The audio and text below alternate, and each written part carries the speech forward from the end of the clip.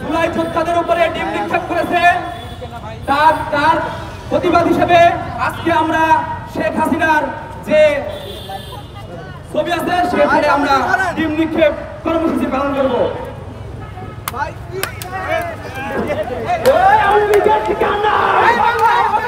এই বাংলায় হবে না।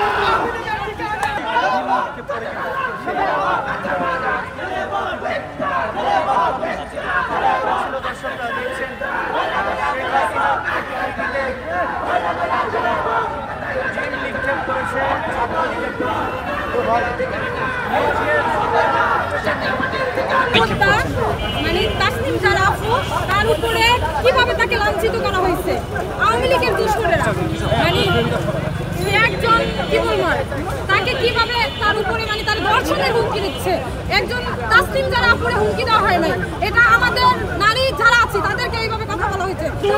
শেখ হাসিনার দুই গালে জুতা মারো তালে তালে, জুতা মারো তালে তালে, শেখ হাসিনার দুই গালে। দাঁড়ান দাঁড়ান সবাই একসাথে জায়গাটা বড় করে ওই টিমটা দাঁড়ান দাঁড়ান আমরা ইয়ে করে নিই।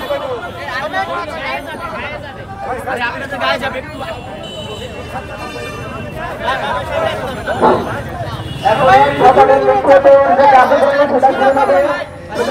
যেখানে স্বয়ং বাংলাদেশে ইউনিসেফ নেতৃত্বাধীন সরকার অধীনে জুলাইয়ের শক্তিরা হামলার শিকার হয়, বিচার পায় না, সেখানে নিউ ইয়র্কে লন্ডনে উপদেষ্টা মাহফুজ থেকে শুরু করে এনসিপির সদস্য সচিব আক্তারের উপরে হামলা করা তো ফরজ আইন হয়ে দাঁড়িয়েছে। এটা তো তারা ফরজ করে দিয়েছে। আমরা অন্তর্বর্তীকালীন সরকারের প্রতি জানতে চাই, আপনি যাদের রক্তের উপর দাঁড়িয়ে অন্তর্বর্তীকালীন সরকারের প্রধান হয়েছেন সেই শহীদদের সাথে আপনি রক্তের সাথে বেমানি করেছেন।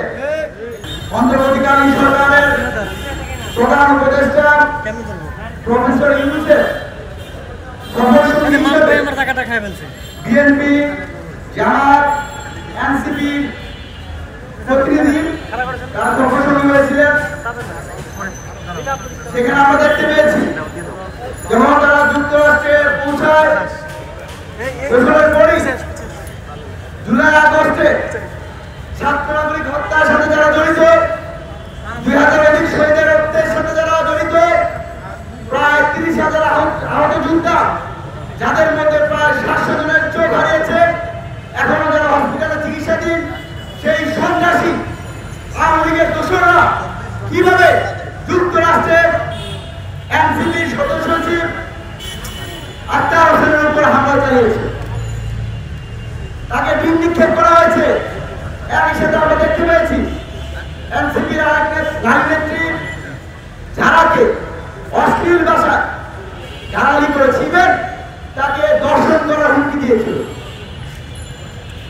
আমরা ছাত্র অধিকার পরিষদের পক্ষ থেকে সন্ত্রাসী সংগঠন আওয়ামী লীগের এরকম বর্বরচিত হামলার নিন্দা জানাই। বিলম্বে জাতীয় পার্টির রাজনীতি নিষিদ্ধ করুন, যে তাদেরকে গ্রেপ্তার, একই সাথে বাংলাদেশের যে মিশন বিরুদ্ধে আওয়ামী লীগের ক্যামেরা রয়েছে, সুবিধাবাদী রয়েছে, তাদেরকে আগামী 72 ঘন্টার মধ্য থেকে তাদের অপসারণ করতে হবে। অন্যথায় আমরা জুলাইয়ের শক্তিরা ঐক্যবদ্ধ হয়ে অন্তর্বর্তীকালীন সরকারের অভিমুখে আমরা বাস করতে বাধ্য হব।